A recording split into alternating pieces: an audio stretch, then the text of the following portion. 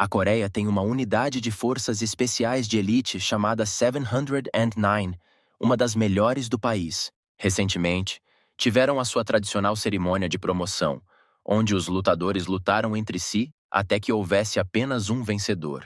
Mas desta vez apenas uma pessoa foi capaz de a deter. Após a cerimônia, todos os combatentes não puderam continuar a servir e foram necessárias 448 semanas para reconstruir a unidade. Como resultado, todos os participantes apresentaram as suas demissões. Para reter combatentes valiosos, o comando foi obrigado a demitir o mesmo John Kim, que se tornou uma lenda. 3 anos depois, John Kim conseguiu um emprego civil. No escritório, enquanto tentava concentrar-se, de repente é atingido na cara por um guardanapo amarrotado. Chefe do departamento, Jeff, pergunta indignado por que é que John considera a empresa um hotel e se atreve a adormecer no trabalho. John pede desculpa timidamente e olha para o guardanapo, tentando perceber o que lhe foi atirado.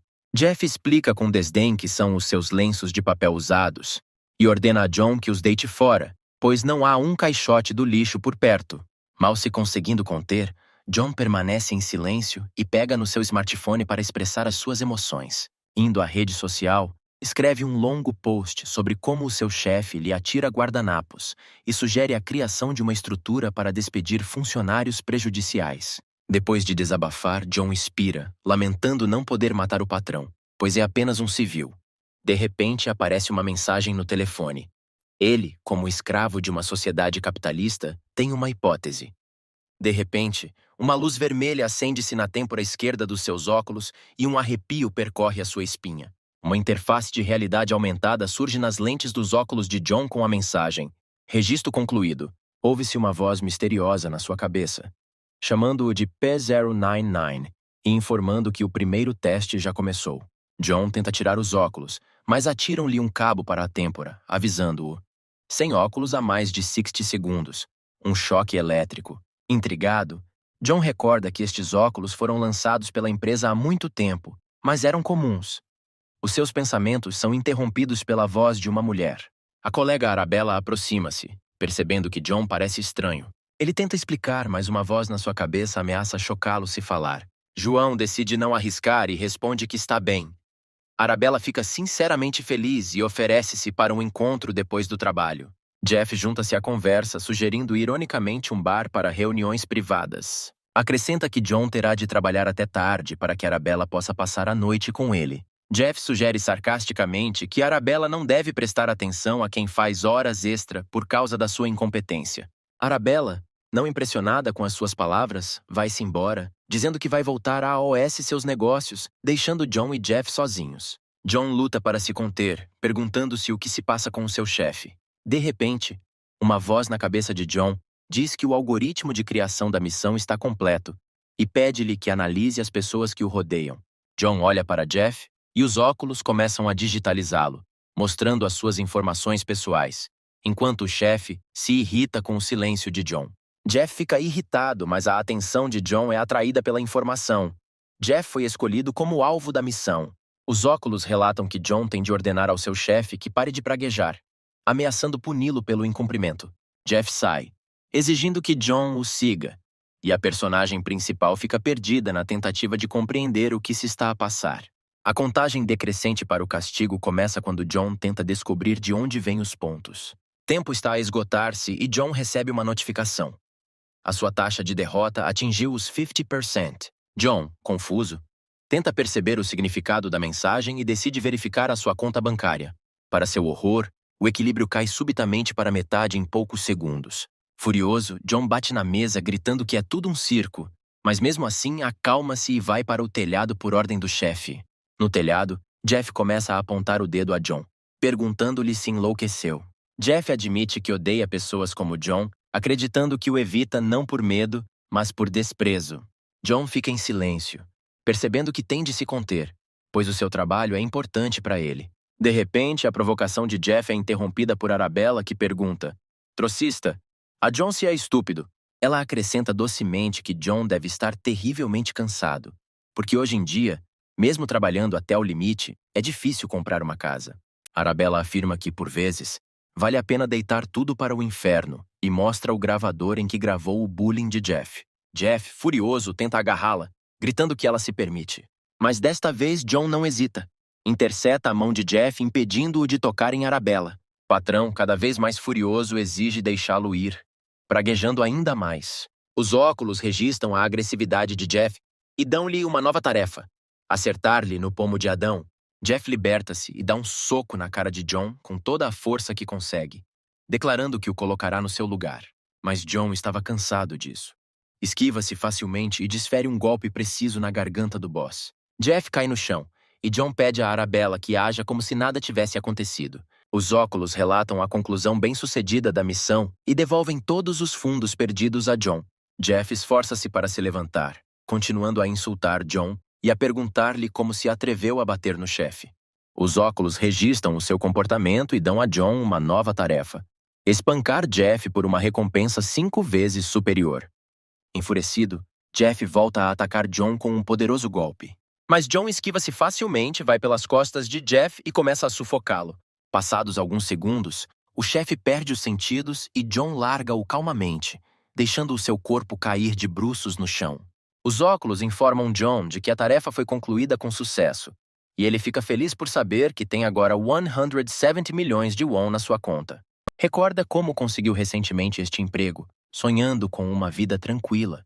Mas tudo mudou a partir do momento em que os óculos começaram a dar-lhe missões, mudando completamente a sua realidade.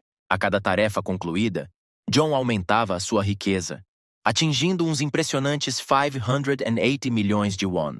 John sai para o telhado para desfrutar da sua riqueza recém-adquirida, mas a sua alegria é interrompida por um helicóptero que surge do nada transportando uma pequena mala. Drone voa para mais perto e deixa cair uma caixa negra em frente a John, pairando no ar. Abrindo a mala, John vê o bilhete dourado e o drone informa-o que o seu teste foi aprovado.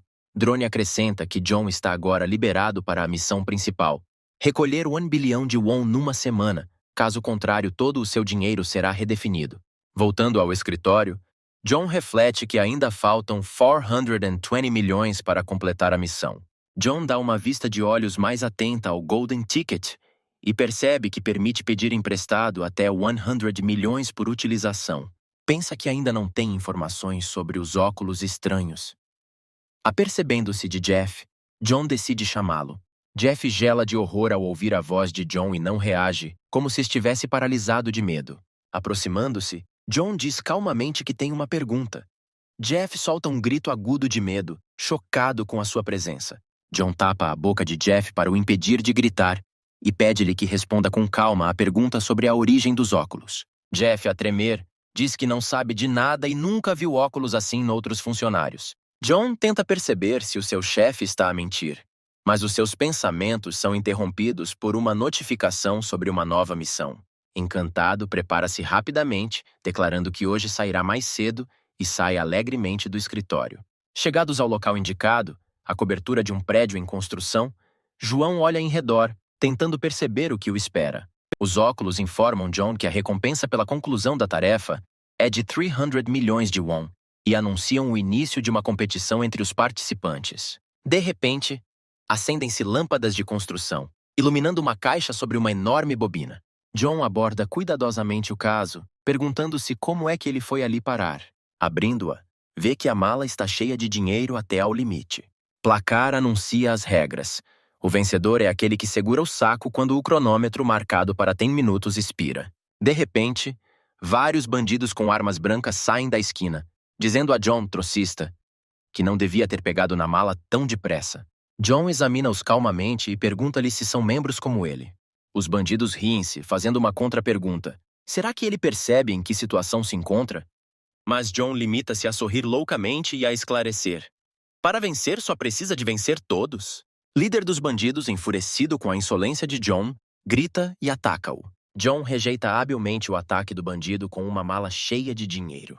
Rindo da sua pomposidade, John bate-lhe com uma palma forte. Golpe faz o bandido voar, partindo tudo à sua passagem. John ri-se da surpresa dos outros, dizendo que foi mais fácil do que pensava. Os bandidos não perdem tempo a cercar John e a atacar em conjunto, tentando superá-lo em número. John evita facilmente os ataques de faca, protegendo-se com uma caixa impenetrável. Bandido, furioso, faz uma investida desesperada, apontando diretamente a John. Mas John bloqueia, segurando a lâmina com o cabo da capa com perfeita precisão. Depois de partir a faca, bate com força na cabeça da mala, nocauteando o bandido. Olhando para o inimigo derrotado, John observa calmamente que subestimaram muito as suas hipóteses. John vira-se para o outro bandido e afirma calmamente que tem algumas perguntas. Pergunta quem está a comandar este jogo. O bandido dá a desculpa de que não sabe de nada, apenas recebeu uma pulseira e tornou-se participante. John questiona-se por que é que o seu único dispositivo de missão são os óculos, enquanto o bandido tenta atacar, aproveitando a pausa. Mas John aproxima-se imediatamente e pergunta-lhe: Trocista, se quer mesmo esfaqueá-lo com aquela faca patética? Sem esperar resposta, João volta a bater no bandido com a mala, nocauteando-o. De repente, ouvem-se os gritos de outro bandido. A sua pulseira informa que lhe foram amortizados 300 milhões, declarando-o falido. Aparelho informa que a dívida do bandido chegou aos 1.000 milhões, e a cobrança começa de imediato. A pulseira é ativada, injetando uma substância no seu braço, indicando que foi iniciada uma investigação sobre o membro P16. As veias do bandido incham, ficando roxas, e implora ajuda a John com a voz trêmula. John fica chocado ao perceber que os seus óculos também podem conter um injetor que o pode matar a qualquer momento. Duas pessoas de pele azul e máscaras estranhas aparecem de repente atrás. Um deles diz friamente que todos os participantes não são diferentes. Os bullies acorrentam o bandido e enfiam-no num saco, acrescentando que os jogadores ficam fabulosamente ricos ou perdem tudo. Deixado em paz, John reflete que eles, incluindo ele próprio, caíram na armadilha da ganância e as missões anteriores foram apenas isco. De repente, uma multidão de 48 pessoas chega ao local da obra, decidida a levar a mala de John. Cercam-no por todos os lados e ele percebe que está muito cheio. John assume uma posição de combate, preparando-se para atacar e lança um desafio: deixar que todos ataquem ao mesmo tempo. Feliz por finalmente poder aquecer, John distribui facilmente golpes com a mala por todos os participantes, espalhando-os pelos lados. Por cada acerto, John deduz 300 milhões de won dos membros, levando-os ao desespero. Ao vê-los congelar, John pergunta: Trocista, por que é que não querem atacar mais? Os participantes decidem atacar à distância, atirando pedras e destroços contra ele. Mas John luta facilmente contra tudo o que voa na sua direção, usando a mala e rindo-se das suas tentativas patéticas. Quando ficam sem munições, John salta diretamente para um dos líderes, balançando a sua mala para atacar. Após um golpe esmagador, John incapacita o líder, levando-o à falência. Alguns participantes, percebendo que a multa pela mudança é inferior à perda de milhões, fogem apressadamente. Mas os outros, que nada têm a perder, armam-se e decidem atacar João no meio da multidão. As criaturas mascaradas observam com indiferença enquanto John afasta os seus adversários do jogo, um a um, levando-os à falência. Logo termina o último, percebendo com irritação que o seu fato está rasgado. Tendo ganho 300 milhões, John conclui calmamente que pode comprar um fato novo e vai-se embora. Uma mulher observa-o de longe, dizendo ao colega que o concorrente não vai durar muito tempo. Ele concorda, acrescentando que John atrai demasiada atenção e não se apercebe do perigo que o ameaça. Entretanto, John decide não ficar em casa, mas sim no luxuoso Seagull Hotel, onde uma noite num quarto luxuoso custa 20 milhões. Gosta de pensar que agora pode viver ricamente, tendo uma quantia que antes não teria ganho em 10 anos. Pessoal entra na sala, informando que trouxe o prato pedido. John decide experimentar um bife especial preparado por um chefe com 3 estrelas Michelin. A rapariga muda repentinamente de rosto e pergunta-lhe cuidadosamente se gostou do prato. John esboça um sorriso satisfeito, garantindo que é incrivelmente saboroso. Nesse momento, a rapariga tira o disfarce, revelando ser quem o seguiu na obra, e chama-lhe imprudente. John olha-a sem expressão e, após uma pausa estranha, diz simplesmente olá. A rapariga questiona-se por que é que ele é tão descuidado em ser participante, e pensa para si como John não se surpreende com toda a situação. John responde calmamente que reparou neles desde o início, pelo que estava preparado para a sua chegada, apontando para o segundo hóspede na sala. Este visitante, um homem de cabelo branco, fica um pouco surpreendido por João ter permitido que se aproximassem, sabendo da sua presença. John explica que os viu a segui-lo, mas percebeu que não queriam fazer mal, e acrescenta que ele próprio quer respostas. O homem reconhece o desejo de João de saber mais, mas convida-o a fazer-lhe a sua própria pergunta. Os três sentam-se à mesa e o homem pergunta primeiro a John como se envolveu no jogo. John responde que se tornou membro após receber o dispositivo e completar missões de teste. O homem franze os olhos e pergunta onde está a sua pulseira. John observa calmamente que em lado algum está escrito que a pulseira deve estar na mão, escondendo a verdade sobre os seus óculos. A rapariga sugere com simpatia que ele o use no tornozelo. Tomando a iniciativa, João pergunta se o homem sabe como retirar o aparelho. Responde que a liberdade custa 2.000 milhões de won e, até que esse valor seja pago, é impossível retirar o aparelho. John pergunta se o homem está a falar sobre a organização que gere os aparelhos e recebe uma resposta afirmativa. Homem explica que a organização é a criadora do inferno e dona da Darknet, financiando jogos assustadores com milhares de milhões de fundos ilegais. Segundo disse, nenhum dos participantes conseguiu ainda recuperar a liberdade. John pergunta-lhe por que é que ele lhe está a dizer isso. O homem responde que quer perceber quem é realmente John e o que é mais importante para ele. John declara que pode ganhar 1.000 milhões de won, comprar a sua liberdade e viver em paz até a reforma. Homem conclui que o dinheiro é o mais importante para John e pergunta-lhe por que tem tanta certeza de que vai sempre ganhar. Sem esperar resposta, o homem convida John para jogar enviando um convite através do aparelho. John aceita o desafio com segurança, dizendo que não tem medo de tais situações, mas a análise do adversário deixa-o cauteloso. Com base nos dados de pontuação, sentado à sua frente está Walter Moe, um membro do terceiro lugar com 14 vitórias, 1 derrota e um patrimônio líquido de 4.000 milhões de won. Os óculos dizem a John que o jogo começou e não há volta a dar. Reage sarcasticamente à falta de escolha. Walter sorri e pergunta ao aparelho que jogo o espera a ele e a John. John percebe que está em apuros e tenta pedir a Walter para parar o jogo. Mas Walter diz calmamente que já é tarde demais. A roleta começou a girar, determinando um jogo aleatório. A roleta seleciona o jogo dos dados. As regras são simples. Cada jogador tem 2 dados pretos e brancos. Se os números forem iguais, a pontuação será o produto dos números. Se for diferente, será contabilizado o maior.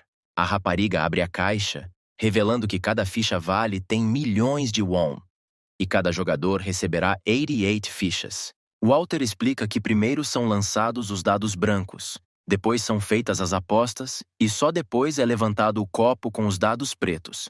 John fica surpreendido por se tratar apenas de um jogo de azar, mas Walter repara na sua calma, sugerindo que John está confiante.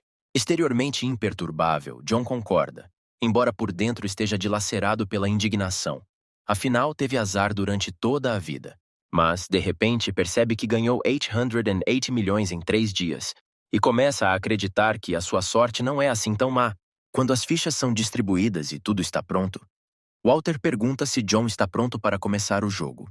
John decide transformar o fracasso numa oportunidade e lança o dado branco com confiança. Mas, para sua decepção, uma unidade traiçoeira cai. Walter tira um empate e olha pensativamente, considerando as suas opções. Após uma pausa, Walter faz uma aposta surpresa de 100 milhões, surpreendendo John.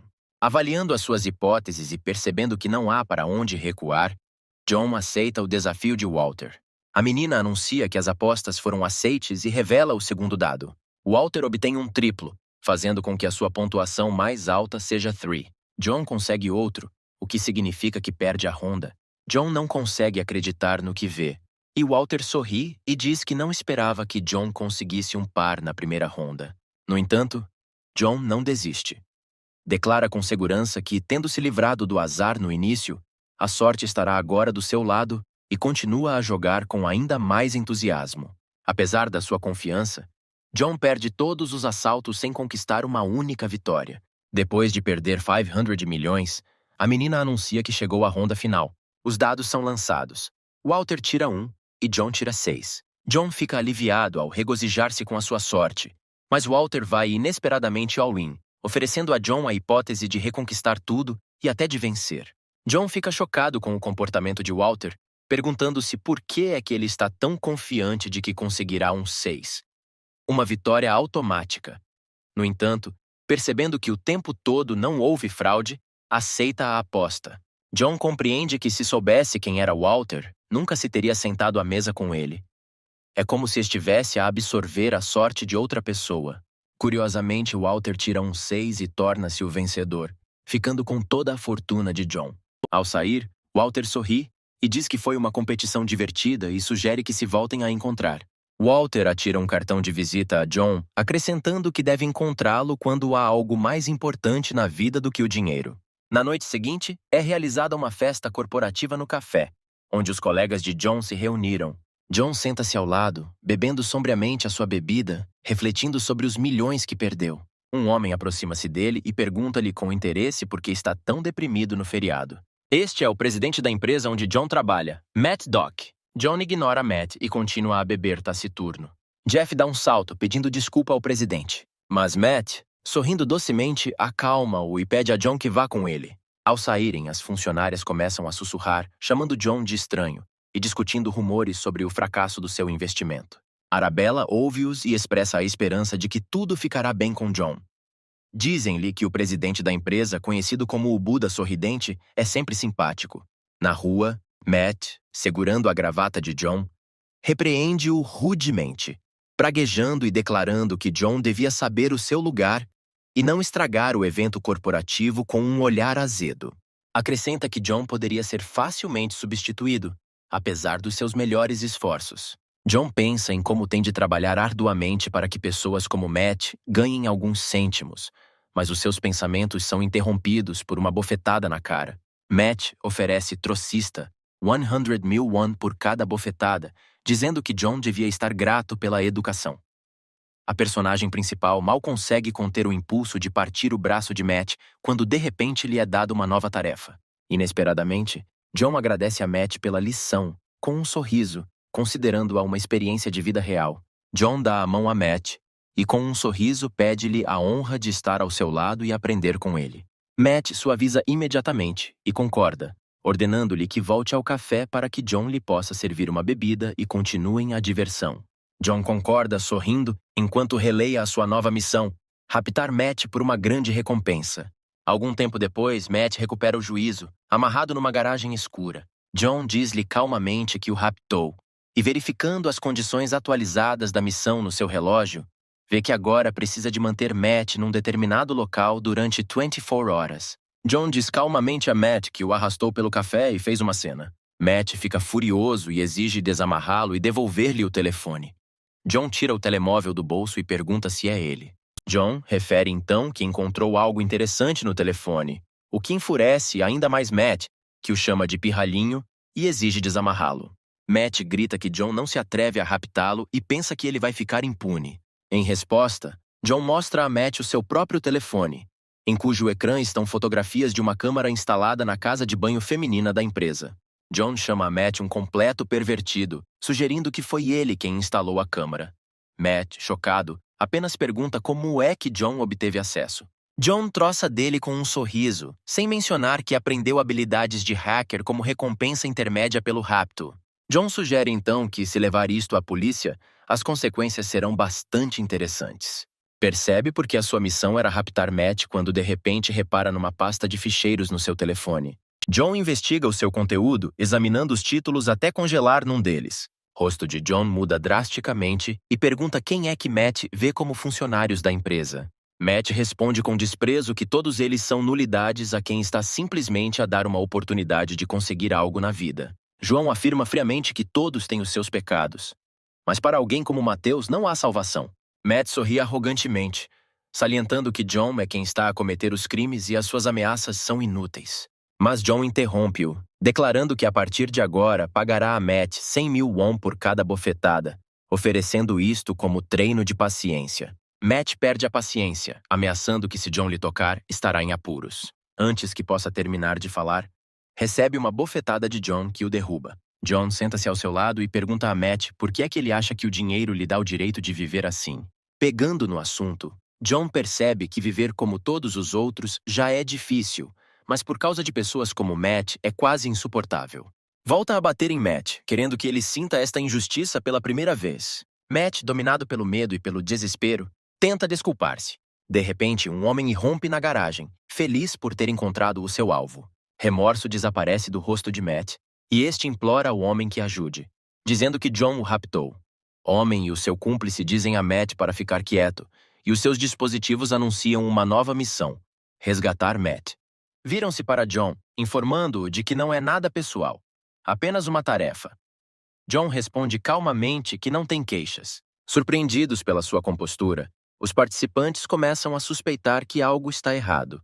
De repente, John aproxima-se à velocidade da luz e nocauteia um deles com um golpe. Sem perder tempo, ataca rapidamente o segundo, nocauteando-o em segundos. John observa presunçosamente que as suas capacidades de luta não foram perdidas durante a sua vida pacífica. Matt observa John a nocautear os seus adversários um a um e pensa em escapar. De repente, John pega na faca do homem derrotado e vai ter com Matt. Corta as cordas, libertando-o, e em tom de brincadeira comenta que está aborrecido, por isso vai animá-lo. John agarra as pernas de Matt e roda-o, rindo. Depois de dispersar Matt, atira-o para o inimigo restante, nocauteando-o. John senta-se ao seu lado e pergunta a Matt por que é que ele acha que o dinheiro lhe dá o direito de viver assim. Em suma, John acrescenta que viver como todos os outros já é difícil, mas por causa de pessoas como Matt, é quase insuportável. Volta a bater em Matt, querendo que ele sinta esta injustiça pela primeira vez. Matt, dominado pelo medo e pelo desespero, tenta desculpar-se. De repente, um homem irrompe na garagem, feliz por ter encontrado o seu alvo. Remorso desaparece do rosto de Matt, e este implora ao homem que ajude, dizendo que John o raptou. John afirma que, como agora é mentor de Matt, está na altura de discutir o seu salário. Exige um aumento de 5 vezes no salário e um cargo com salário máximo com um mínimo de trabalho. Acrescenta ainda que Matt será o seu cão até que o treine novamente como humano. Neste momento, a ação segue para uma prisão de regime especial, onde são mantidos apenas reclusos perigosos. Um guarda aproxima-se da cela do prisioneiro N-Degree 3270 e pede-lhe que aguente mais um dia. John senta-se ao seu lado e pergunta a Matt por que é que ele acha que o dinheiro lhe dá o direito de viver assim.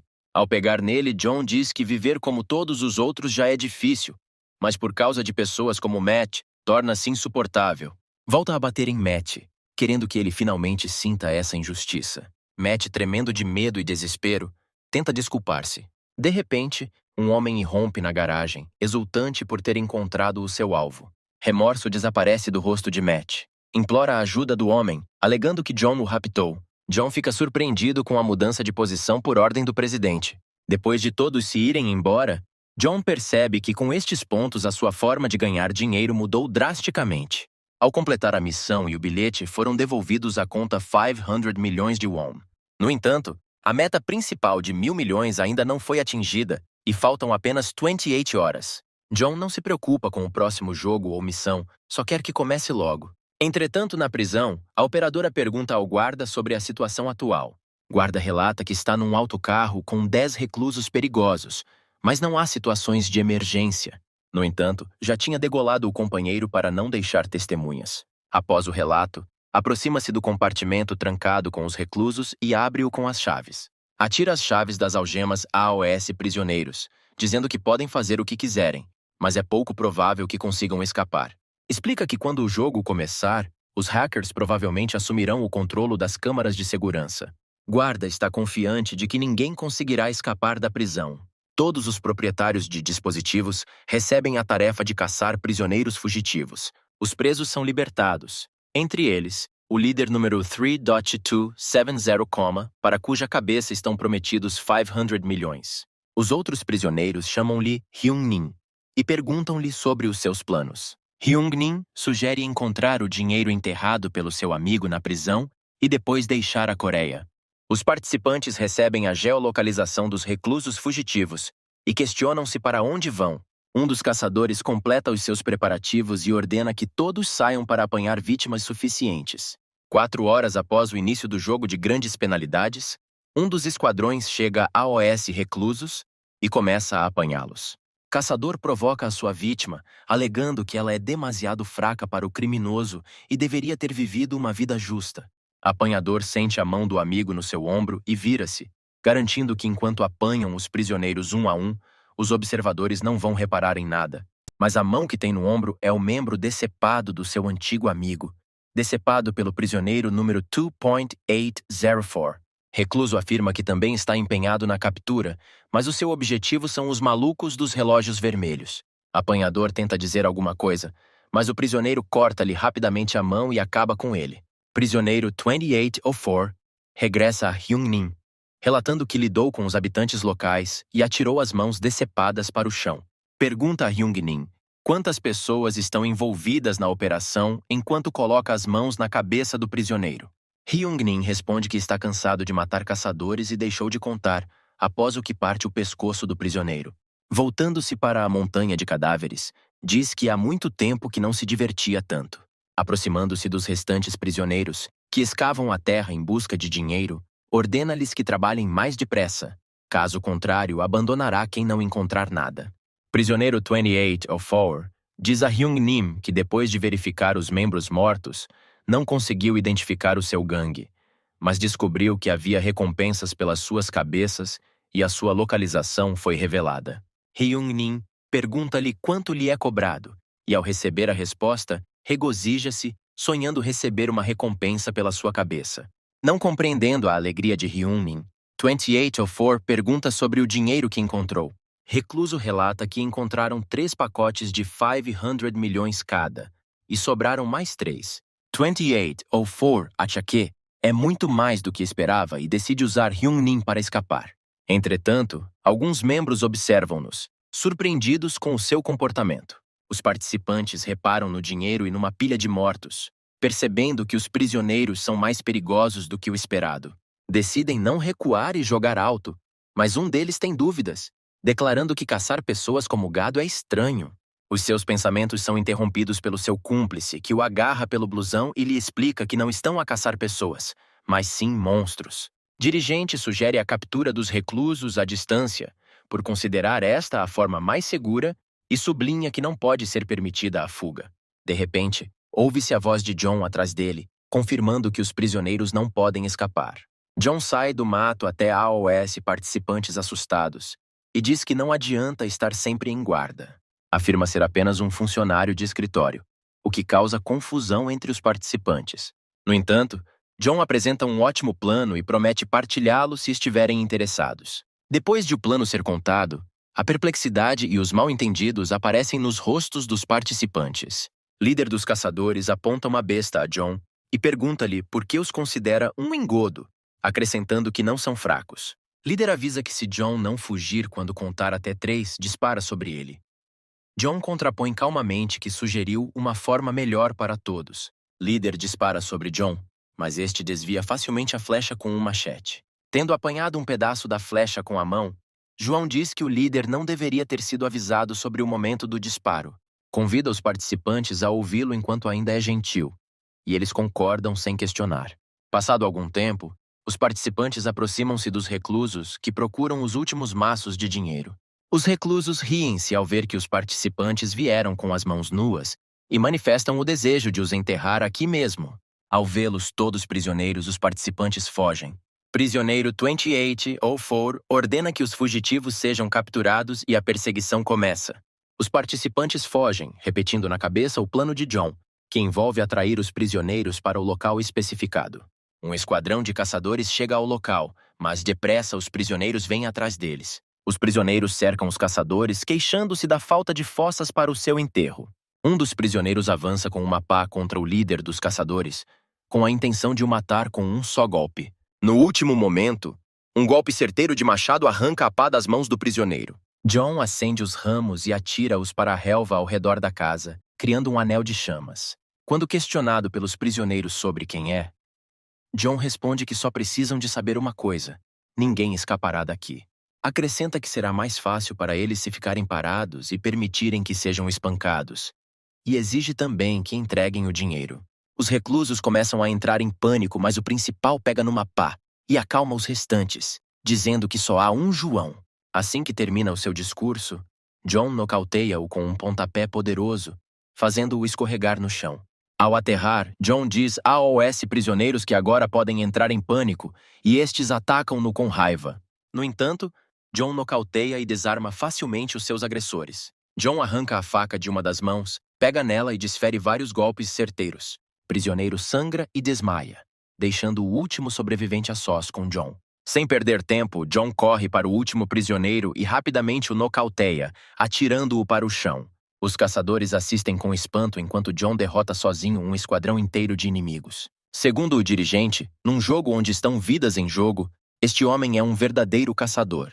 John está a aproveitar a sua recompensa de 400 milhões de won, quando o prisioneiro 2804 chega ao local da batalha, perguntando quem está a brincar com o fogo. O prisioneiro aponta uma faca a John e revela que 2804 tem 18 acusações, incluindo homicídio, incêndio e rapto, acrescentando que a recompensa para ele é de 300 milhões de won.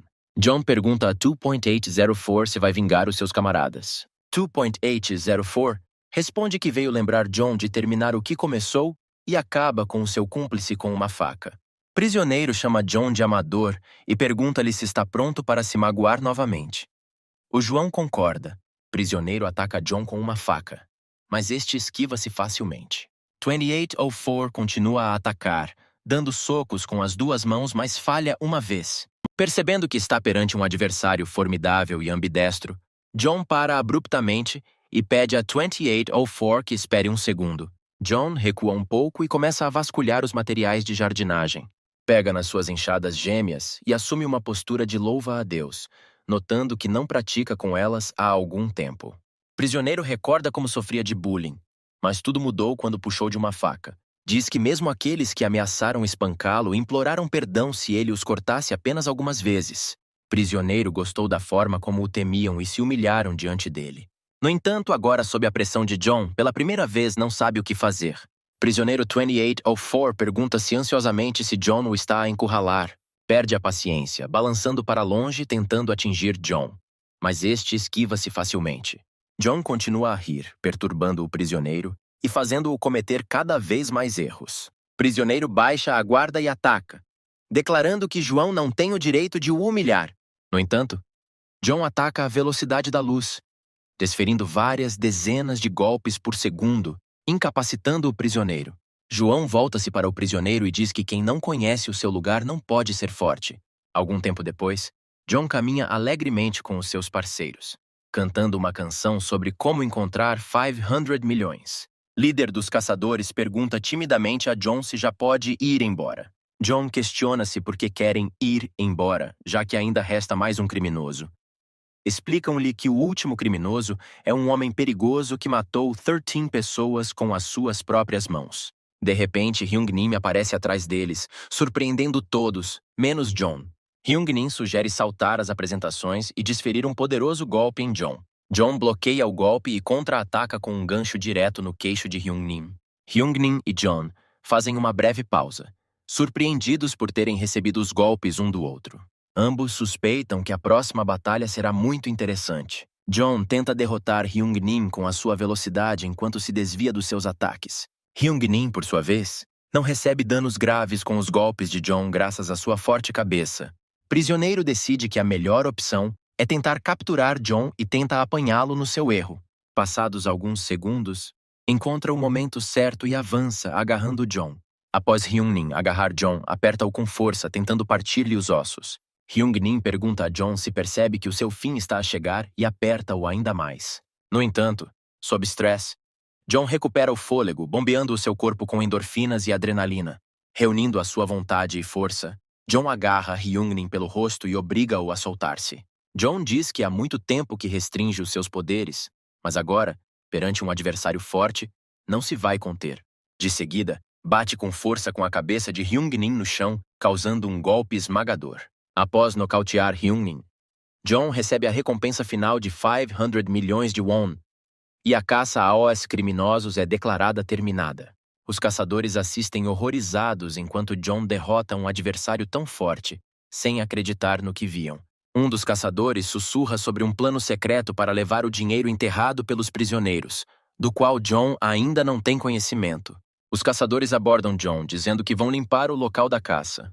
John não se importa, mas de repente um dardo atinge-lhe o pescoço. Um momento depois, os dardos atingiram os caçadores que recuaram para os lados. Percebendo que se trata de um veneno paralisante, John tenta examinar os atacantes, olhando em redor da área.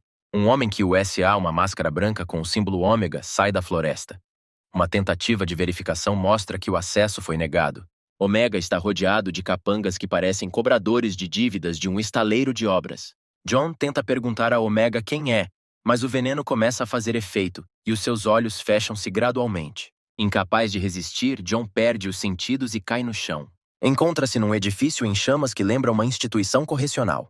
John tenta sair do edifício em chamas, mas ouve vozes estranhas a fazerem perguntas. Vira-se e vê crianças mortas a olhar para ele através das grades e a perguntarem por que razão fugiu sozinho. De repente, John dá um salto e vê-se deitado na cama do seu apartamento. Lembra-se de tudo o que aconteceu, e o rosto do derrotado Hyung-Nin e a máscara de Omega aparecem na sua memória. John liga a TV e vê a notícia de um incêndio num autocarro comboio de presos condenados à morte. Depois de verificar o seu saldo e o estado da missão, John descobre que o seu saldo é de quase $2 milhões. Exala de alívio, coloca a mão no pescoço e pensa que tudo acabou sem problemas. De repente, sente um estranho dispositivo semelhante a uma bomba no seu pescoço. John recebe uma nova missão.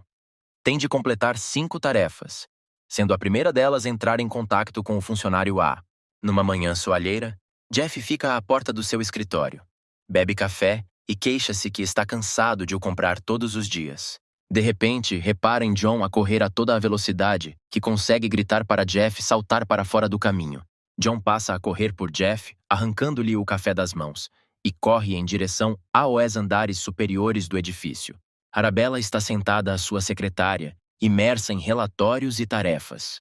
De repente, Arabella vê o rosto ofegante de John com um toque de loucura a cumprimentá-la. Arabella salta da cadeira com medo e olha com cautela para John. Depois de se acalmar, ela pergunta-lhe o que aconteceu e por que é que ele estava tão ofegante. João responde que tem uma tarefa importante. Arabella questiona-se se a missão está relacionada com ela, enquanto John recebe a missão de passar 6 horas com ela.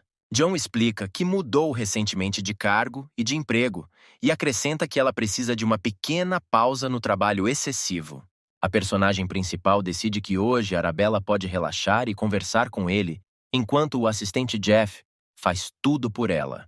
John repara em Jeff e pergunta-lhe freneticamente se vai ajudar Arabella. Assustado, Jeff saúda e garante que consegue lidar com isto sem problemas. John acrescenta que vai pagar as férias com o cartão que supostamente recebeu do chefe, sem dizer que o roubou mesmo. Arabella fica feliz e pergunta se pode tirar férias a qualquer momento. John responde que para isso ela precisa de estar perto dele. Arabella e John passam o dia juntos, a ir ao cinema, a fazer piqueniques e a jogar bowling. E John começa a pensar que é como um encontro. John e Arabella terminam a noite num restaurante e ela conta que hoje se divertiu muito. Arabella pede desculpa pelo seu comportamento barulhento e admite que está cansada do trabalho.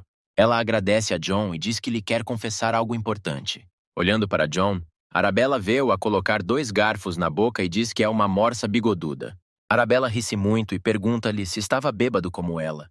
John está feliz por ter conseguido fazê-la rir e aliviado porque, se ela não estivesse um pouco embriagada, teria sido mais difícil. Empregado chega e traz um prato com tampa, informando que o último prato está pronto. Agradece a John e Arabella pela visita ao restaurante e retira a tampa para revelar os relógios dos membros. Arabella pensa que é um smartwatch, e John tem a tarefa de fazer com que Arabella coloque o dispositivo e entre no jogo. Arabella pergunta alegremente se isto é um presente, e John aproxima-se do empregado e pergunta-lhe quem é. Empregado olha para John sem vida e percebe que alguém os está a controlar. Arabella olha confusa para John e pergunta-lhe se está tudo bem. John começa a refletir, percebendo que as suas expectativas de uma vitória fácil estavam erradas e que enfrenta sérios dilemas. Decide não contar as suas dúvidas a Arabella e responde que nada de mal aconteceu, oferecendo-se para a levar para casa. Arabella chega a casa e adormece tranquilamente, e John olha para ela percebendo que não faz mal colocar o aparelho.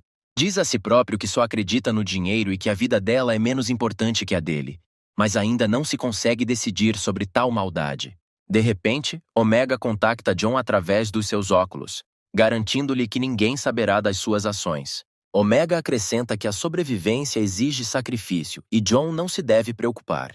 Segundo Omega, John é especial, mas no final de contas é apenas um dos membros, e é fácil controlar os membros, uma vez que os humanos são as criaturas mais egoístas. John pergunta zombeteiramente a Omega se acha mesmo que sabe tudo sobre ele. e acrescenta que Omega nem sequer compreende quem ele realmente é. John diz a Omega que falhou com ele e explica-lhe que quando é traído, vira tudo de pernas para o ar. Omega pergunta a John se está confiante nas suas capacidades. John responde arrancando-lhe a bomba do pescoço com uma faca. John diz a Omega que pensavam que o estavam a controlar com dinheiro, mas na verdade era ele quem o usava. Omega pergunta até onde John está disposto a ir e lança drones para a zona onde ele se encontra. Os drones incendiaram a vivenda em frente a John, e a Omega informa que estão 5 pessoas lá dentro. Omega diz a John que tem de salvar as pessoas do fogo, mas há um problema. John recebe uma nova tarefa: matar Arabella por 300 milhões de won. A missão, incluindo a localização de Arabella, chega a vários outros participantes. Omega dá uma escolha a John: salvar os estranhos do fogo ou o seu colega, que se tornou alvo de outros participantes.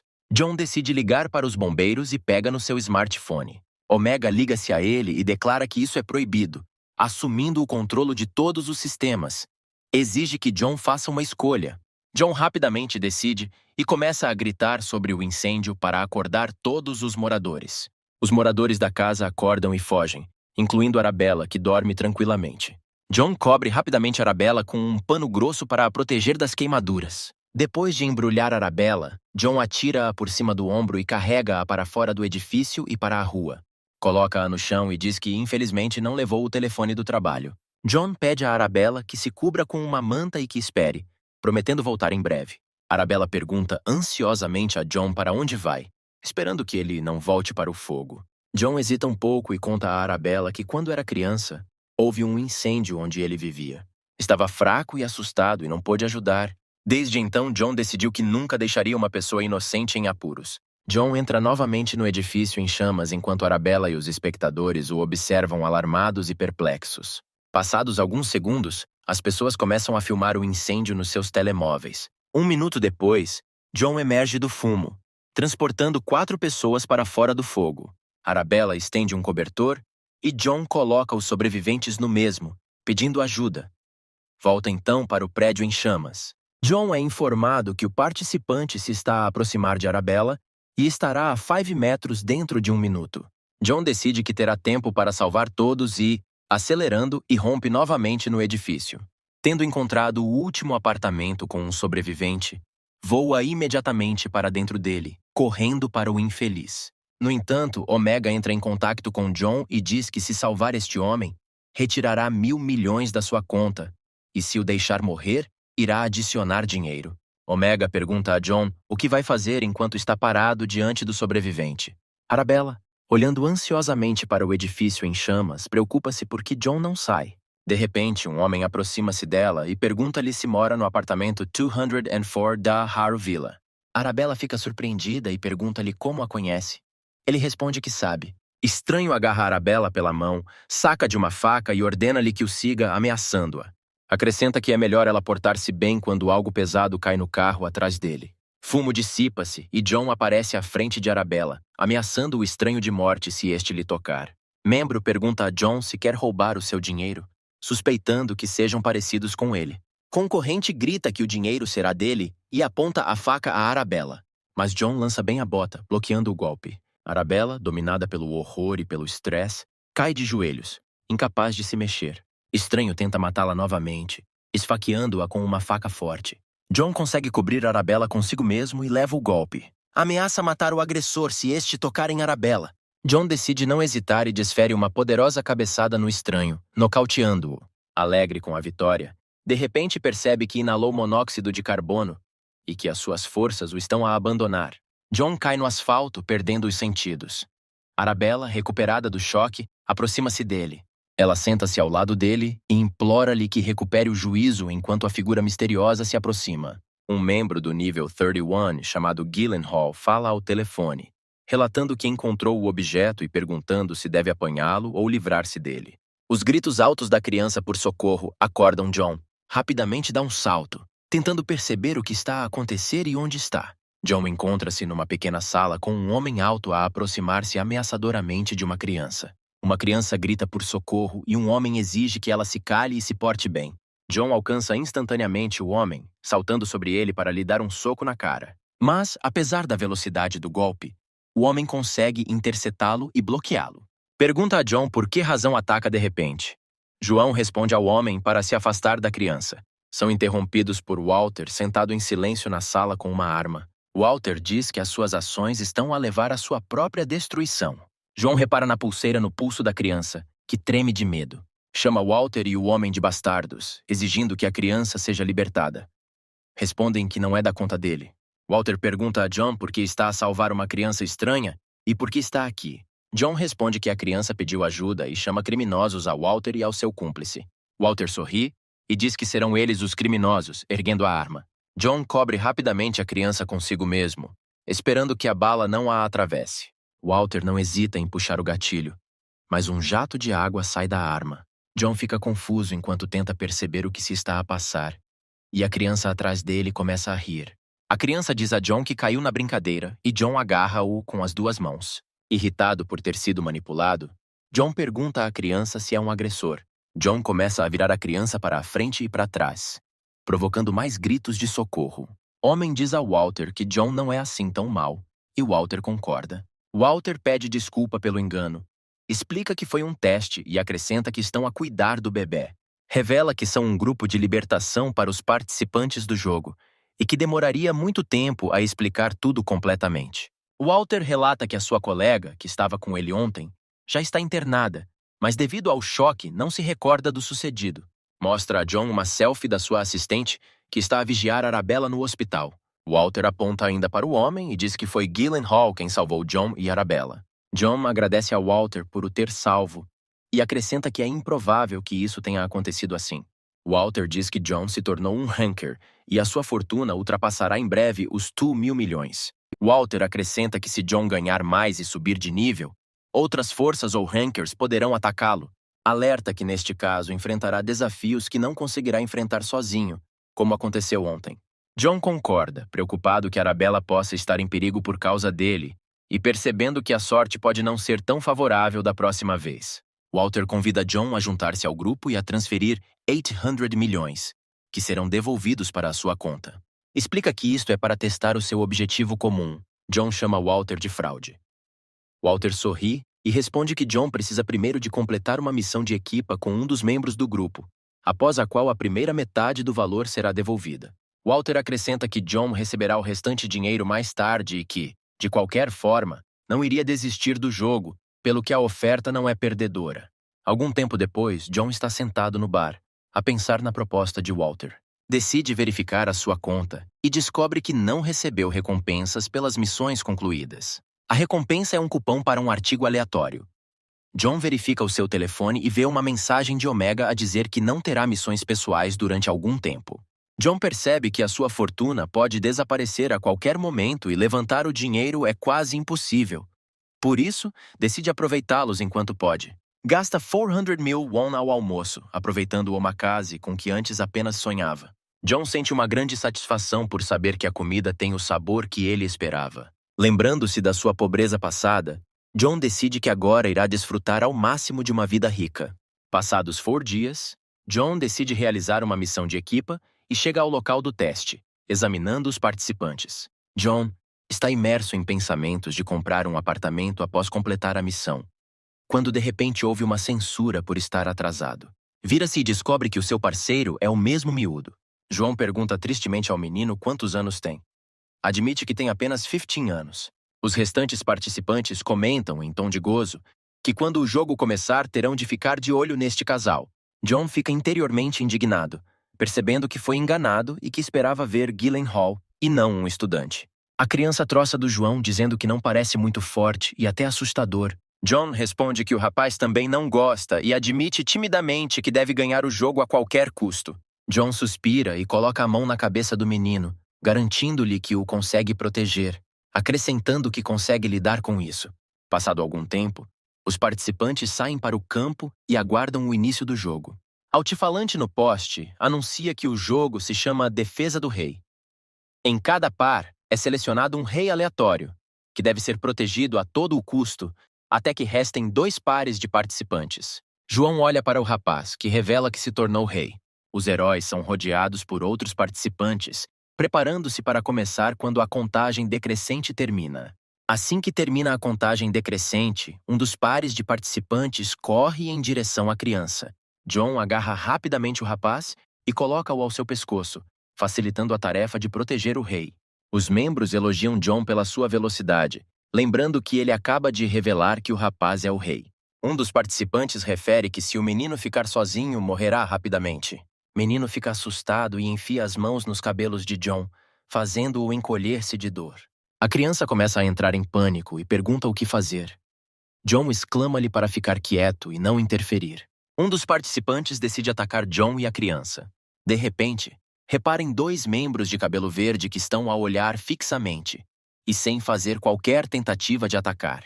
Alguns membros apercebem-se que os de cabelo verde querem esfaquear John pelas costas e aproximam-se deles, declarando que primeiro devem eliminar John e o rapaz.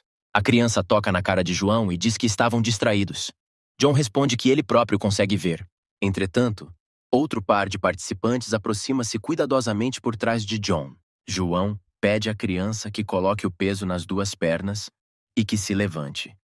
O menino pergunta por que é que isso é necessário.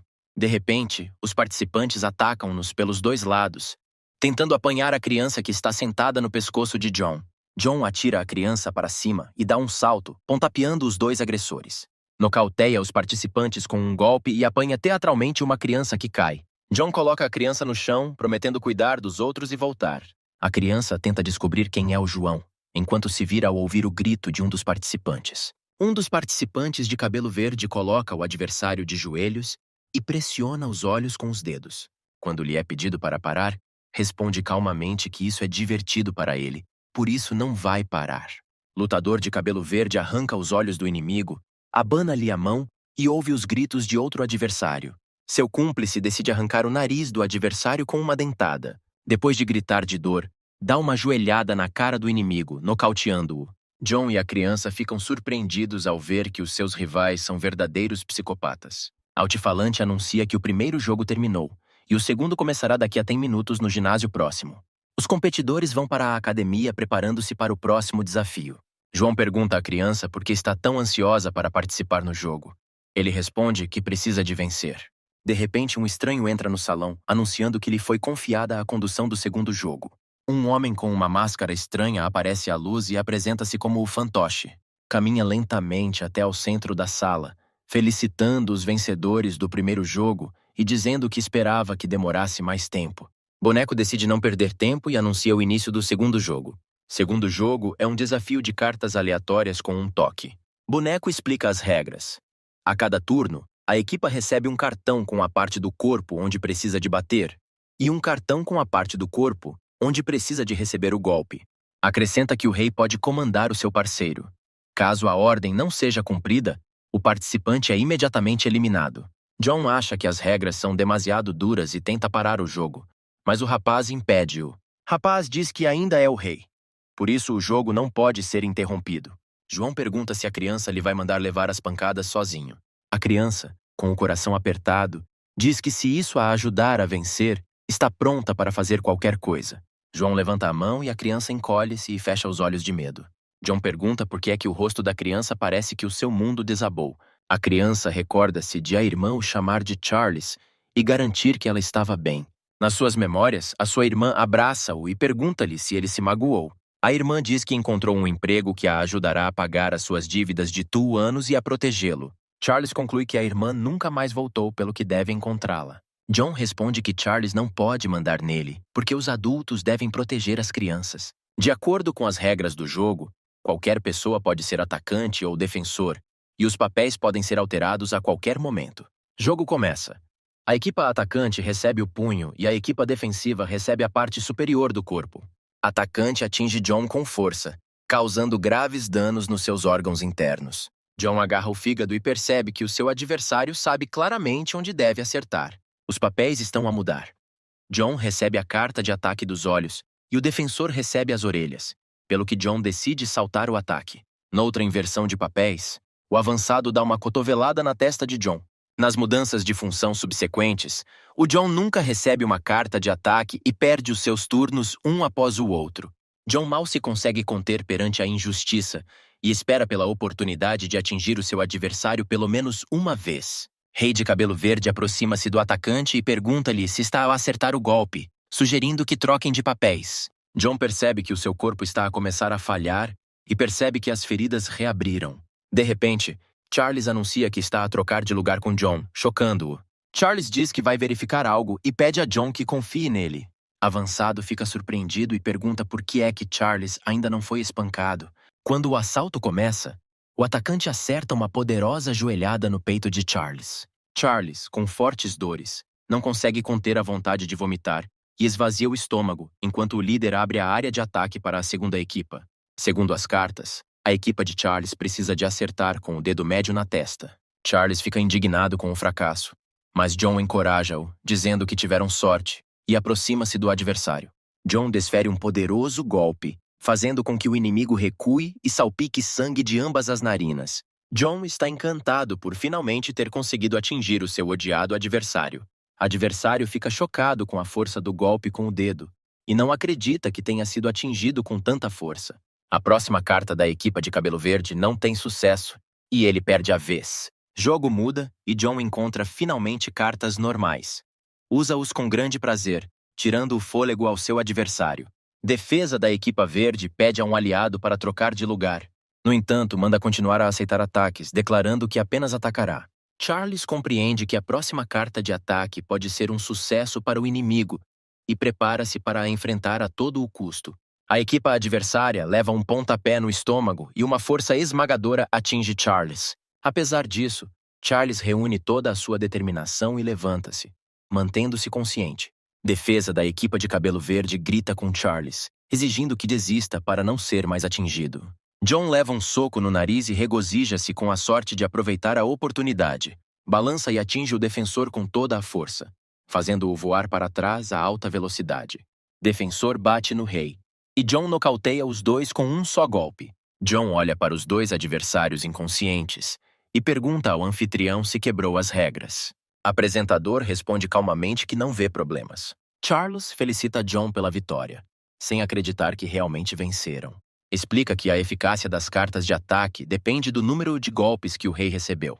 John elogia Charles pela sua capacidade, referindo que está bem. Mas, de repente, o rosto de Charles muda, percebendo que o jogo ainda não acabou e não receberam uma recompensa. O anfitrião anuncia o último jogo denominado Revolta e Supressão. De acordo com as regras, os dois últimos jogadores já não jogam em equipa. Um torna-se rei e o outro residente. O seu objetivo é derrotar ou forçar o adversário a render-se. Charles não acredita que tenham de se matar e espera outra forma. Mas John interrompe o seu raciocínio dando-lhe uma forte bofetada na cara. Diz a Charles para parar de choramingar e aceitar a realidade de que terão de lutar entre si.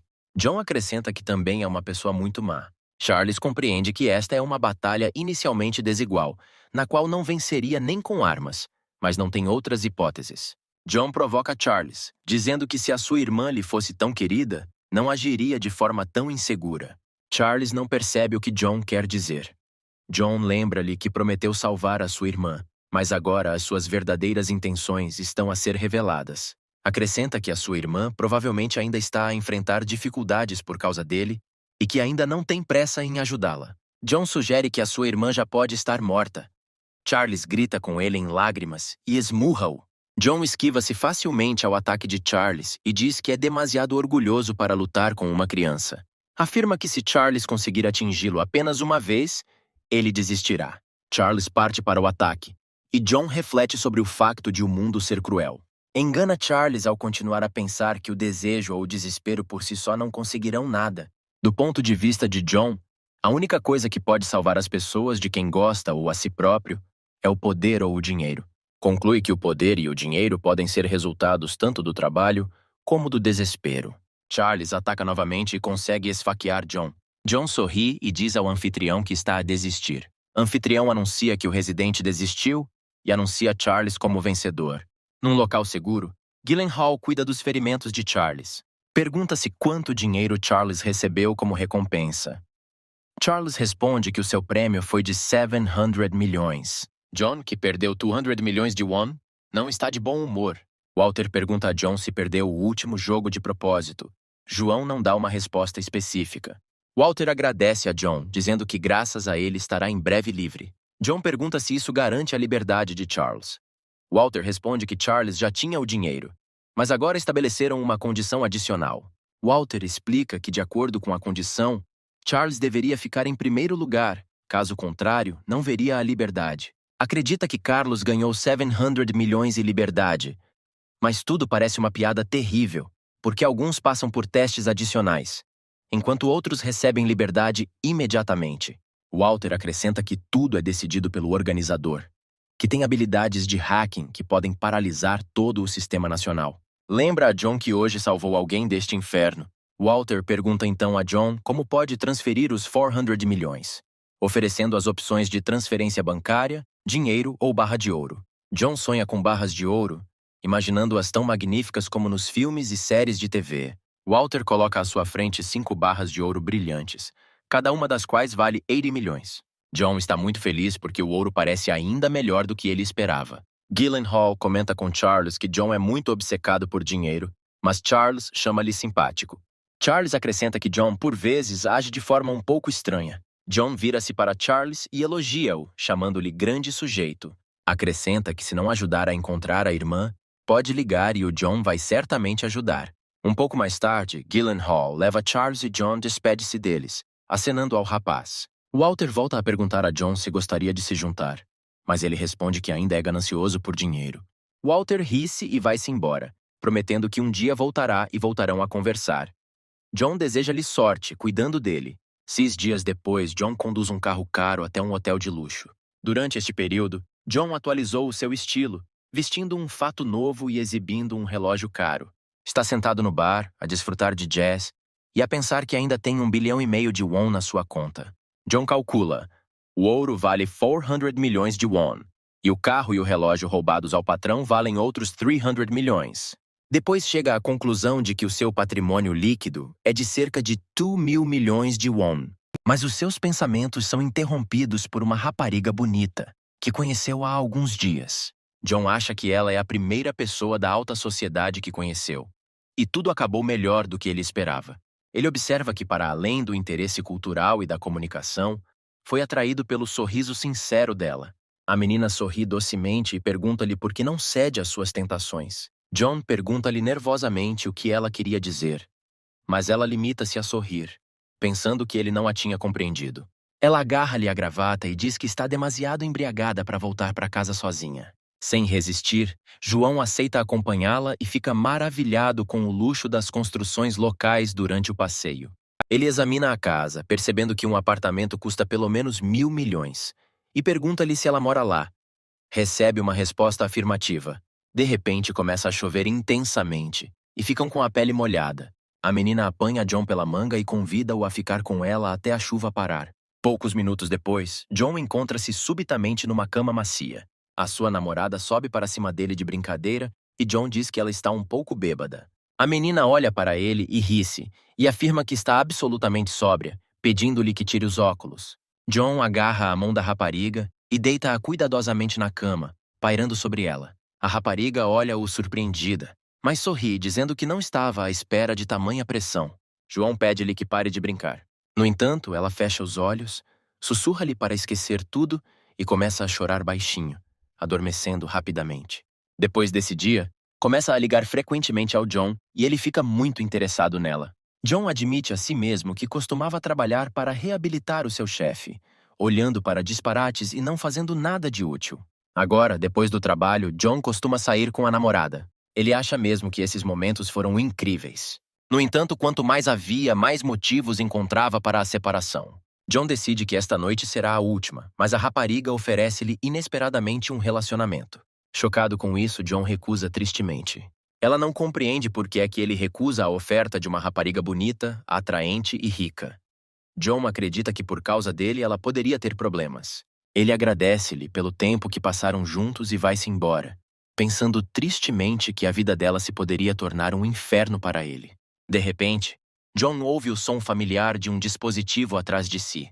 Vira-se e vê a gargantilha da rapariga a dizer que a sua missão falhou. O aparelho informa que ela teve de passar 10 dias numa relação com John sem ser notada. A rapariga olha para John e diz que é tão especial como ele. Ela pergunta-lhe se está chocado por não ser único, dando a entender que pode ser um novato. Dispositivo dá à rapariga uma nova missão: matar John.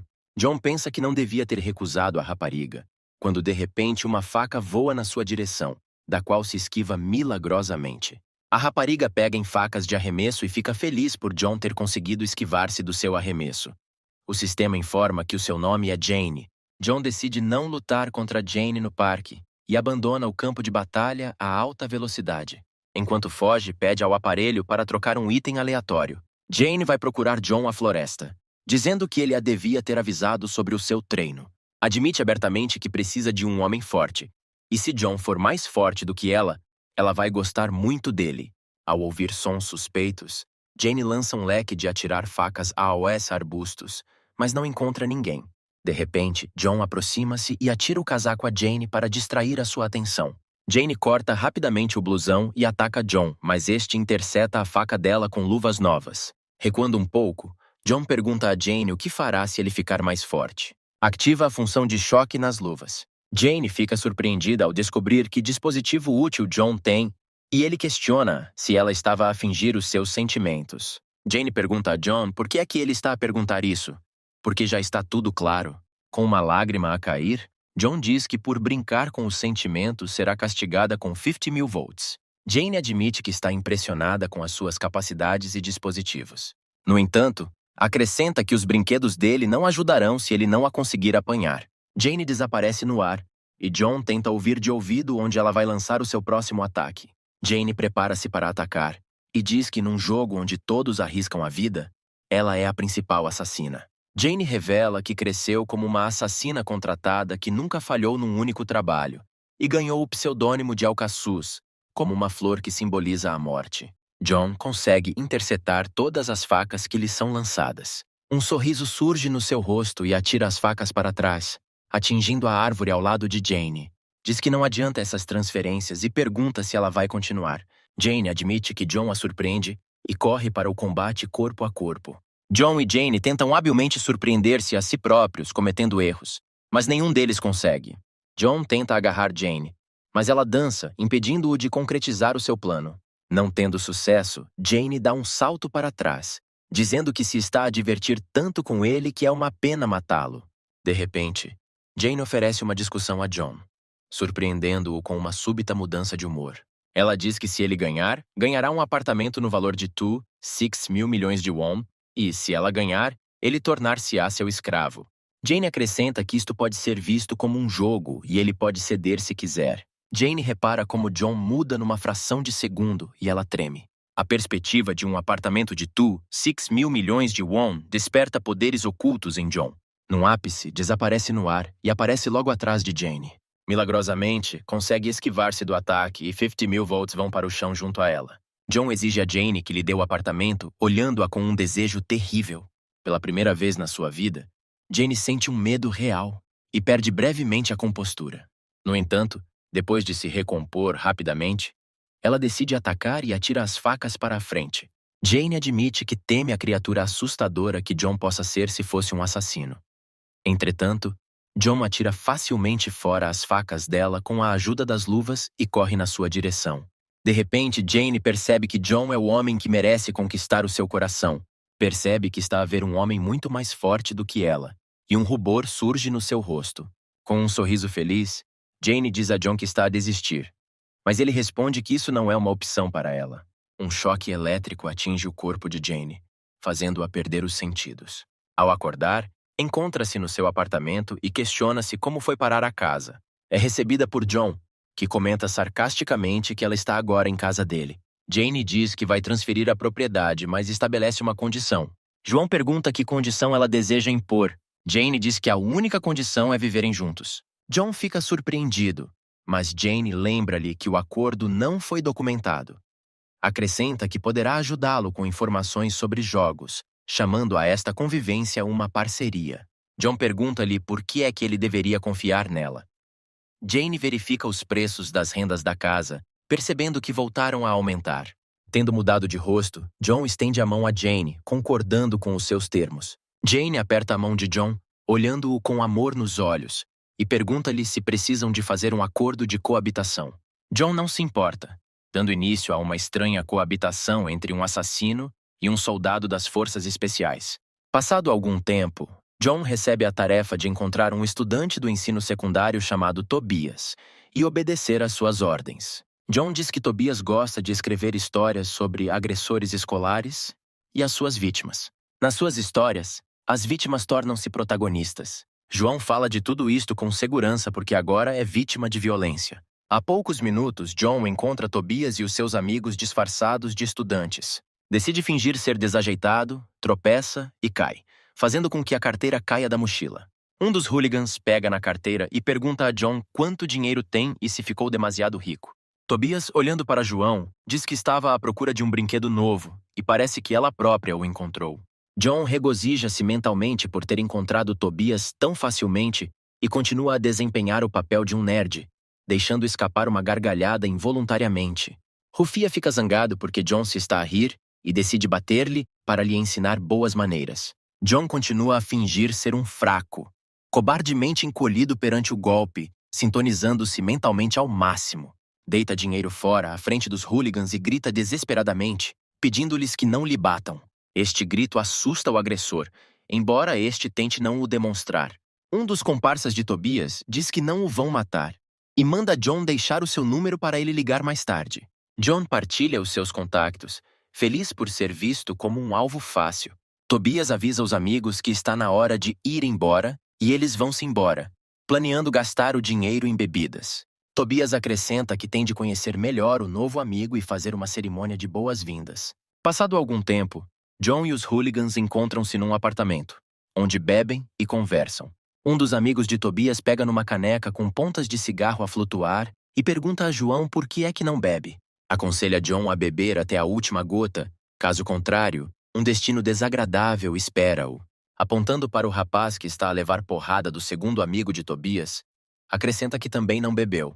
Tipo desmaia e outro amigo, Fred, corre e começa a pontapeá-lo, repreendendo-o por ter ousado desmaiar. John mal se consegue conter enquanto observa o bullying brutal. Pega num copo de lama lamacenta e atira-o à cara do agressor, declarando que a sua mão tremia de medo. Rufia, furioso, agarra John pela gravata e ameaça-o de morte. Tobias interrompe-o, dizendo que hoje é um dia importante e não pode fazer disparates. Rufia liberta John e inicia imediatamente os preparativos. Os hooligans continuam sentados no apartamento e ouvem passos a aproximarem-se. Logo um homem de meia-idade entra no quarto e avisa Fred que está em casa. O homem tenta acender a luz e de repente encontra os bullies e John sentados a uma mesa com um bolo e uma vela. Pai de Fred presume que Tobias e os seus amigos são amigos de Fred, ao que confirma que vieram celebrar o seu aniversário. Pai de Fred arrepende-se de não ter comprado o bolo, mas Tobias garante que correu tudo bem. Fred sorri e confirma as palavras de Tobias, garantindo ao pai que não se preocupe. João, observando silenciosamente o que se passa, tenta perceber por que é que Tobias está a fazer esta cena desagradável. Pai de Fred fica feliz por o filho ter bons amigos e aperta a mão de Tobias com gratidão. Enganado, entrega o dinheiro a Tobias, dizendo que deveria ser suficiente para cobrir o custo de um bolo e mais alguma coisa. Tobias recusa, alegando que não o fizeram pela recompensa. Acrescenta que o pai de Fred ganhou esse dinheiro com muito trabalho, sublinhando que o homem é um saco de pancada vivo e assim conquistou o seu respeito. Fred, sentado num banco no telhado, parece pensativo e deprimido. Levanta a cabeça enquanto John se aproxima dele. Fred responde que no geral está tudo bem, mas a sua alma não está no sítio certo. Diz que, embora se sinta constrangido com a situação, está a tentar manter a calma. John explica que foi obrigado a vir aqui por bullies e pergunta a Fred por que é que concordou com tal comportamento dos seus amigos. Fred suspira e admite que há muito tempo que tem medo de estar numa situação semelhante. Conta que Tobias e os seus amigos costumam encenar estas cenas e sente-se na obrigação de os apoiar para não se tornarem a próxima vítima. John expressa a compreensão e questiona-se se Fred tem um plano para sair desta situação e melhorar a sua situação. Fred aconselha John a mudar de escola. Caso contrário, Tobias irá importuná-lo até que John se torne o seu fantoche. John pergunta-se qual é a fraqueza de Fred. Fred responde que o seu ponto fraco é a família. Fred explica que a mãe está internada no hospital do pai de Tobias. O tratamento é gratuito enquanto ela e o pai poupam para a operação. Tem de suportar o abuso de Tobias para poder tratar a sua mãe. John compreende por que é que Fred é forçado a obedecer, mas duvida se conseguirá aguentar durante muito tempo. Fred acrescenta que se mantiver a negatividade dentro de si, simplesmente morrerá de raiva. Diz a Fred para relaxar um pouco, apontando para o seu dinheiro. Na manhã seguinte, John regressa à escola a pensar num plano e a falar sozinho. Jake aproxima-se de repente dele e pergunta-lhe se está preocupado com alguma coisa. John fica assustado e pergunta por que é que Jake está no seu quarto e o que está aqui a fazer. Jane lembra a John que agora estão a viver juntos e olha para ele com amor. Ela acrescenta que ele pode partilhar quaisquer problemas, chamando-o de parceiro de brincadeira. John queixa-se de uma forte dor de cabeça e pede-lhe que não a provoque. Jane percebe que ele se está a preparar para a escola e, em tom de brincadeira, sugere como lidar com o aluno. John responde que esta é uma missão de eliminação e garante que ele próprio pode cuidar dela. Ele verifica o seu telefone. John vê um convite para um encontro de um amigo de Tobias, que dá pelo nome de Marty, e decide que esta é uma grande oportunidade. Jane diz a John que preparou o pequeno almoço e oferece-lhe algo para comer antes de sair, mas John recusa ruidosamente e foge. Jane fica surpreendida com o seu comportamento estranho e brinca dizendo que ele pode estar na puberdade. Num dos portais, Marty pega numa rapariga pela mão e pede-lhe o número para um encontro. A rapariga recusa e ele ataca-a com raiva. De repente, uma lata de bebida voa para a mão de Marty e este larga a rapariga surpreendido. Marty vira-se, perguntando quem fez aquilo, e vê John a caminhar alegremente na sua direção. Marty pergunta a John se está cansado da vida e ameaça espancá-lo pelas suas ações. Mas John decide ripostar e dá um poderoso soco no estômago. Dá uma escolha a Marty. Ou se livra dele ou lhe faz um favor. John acrescenta que pode voltar a bater-lhe para acelerar o processo. Marty concorda, prometendo fazer tudo o que John disser, e pergunta-lhe o que deve fazer exatamente. John atira dinheiro para cima de Marty e diz que ele deve manter tudo o que aconteceu em segredo. Acrescenta que Marty deveria viver a sua antiga vida e agir com naturalidade. John pergunta onde estão os restantes punks e, ao receber uma resposta, ordena que seja levado para lá. Um pouco mais tarde, Tobias diz a João que é a sua vez. Segura Fred e exige que John não espere, mas haja de forma decisiva.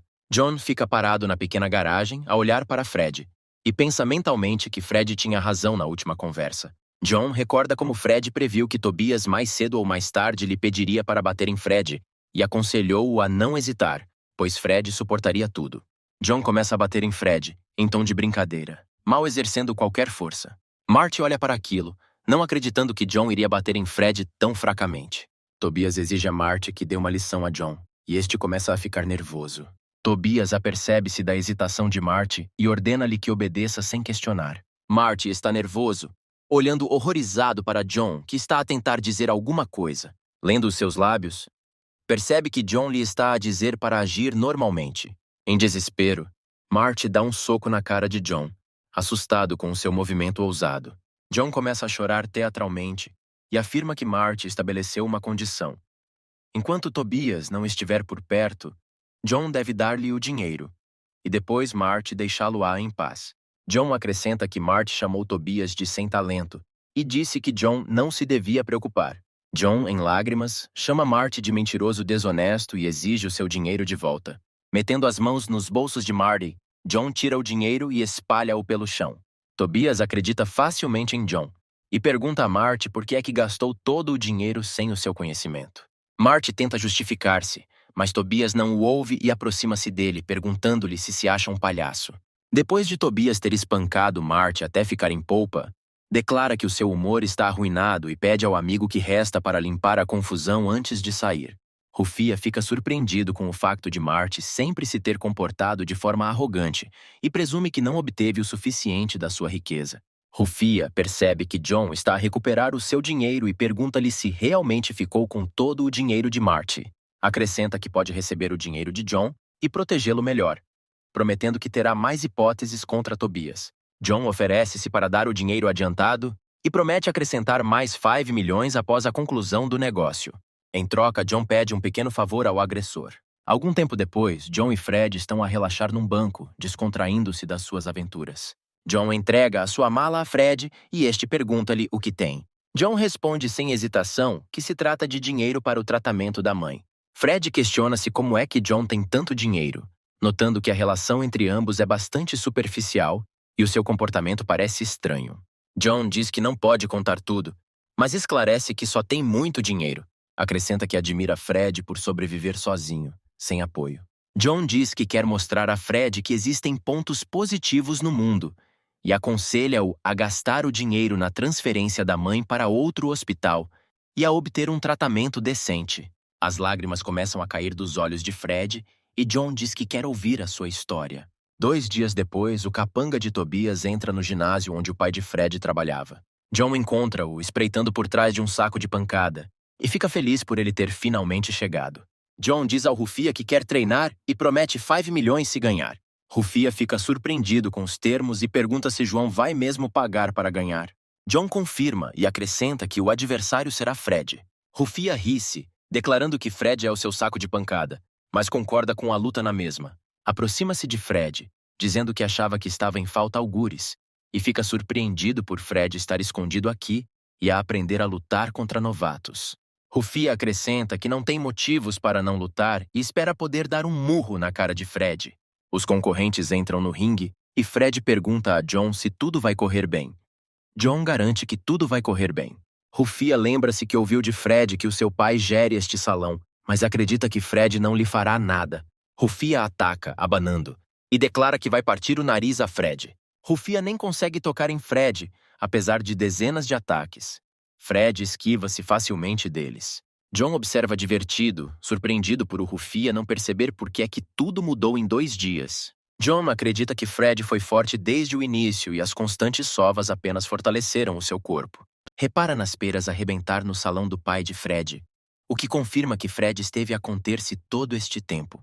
A mente de John recua a alguns dias, quando Fred revelou que já tinha lutado antes, mas estava com medo da sua força depois de espancar severamente um ladrão. Fred percebeu que as suas mãos podiam matar e depois disso deixou de praticar. John pergunta a Fred se tem algum ferimento do qual se queira livrar. Fred não percebe o que John quer dizer e questiona-se como é possível. John coloca o seu boné de instrutor e diz que a partir de agora, Fred só deverá responder com tanta exatidão às suas palavras. Através de uma lavagem cerebral militar e de um treino brutal, John ajuda Fred a superar o seu medo. Em apenas algumas sessões cansativas, John destrói as inibições de Fred, libertando os seus movimentos. Fred desfere um poderoso golpe no agressor e nocauteia-o. Olha para o seu adversário derrotado, comemorando indiferentemente o seu triunfo. Fred diz a John que agora quer voltar ao boxe. Tobias aparece de repente, declarando que perdeu toda a diversão.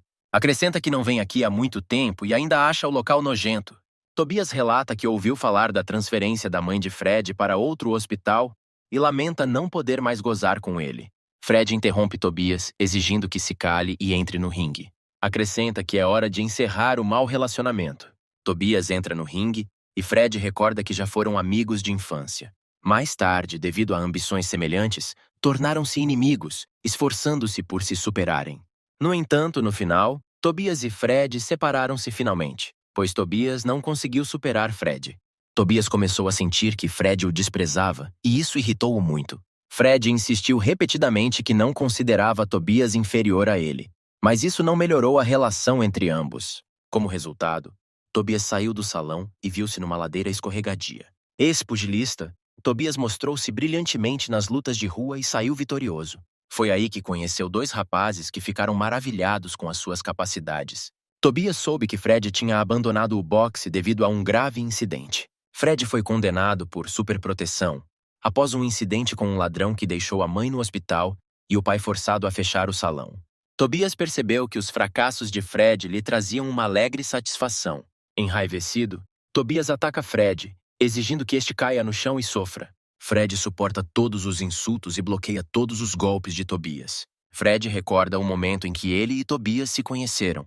Tobias ofereceu-se para que o pai cobrisse todas as despesas médicas da mãe de Fred. Em troca, Tobias exigiu que Fred se tornasse seu brinquedo e lhe obedecesse sem questionar.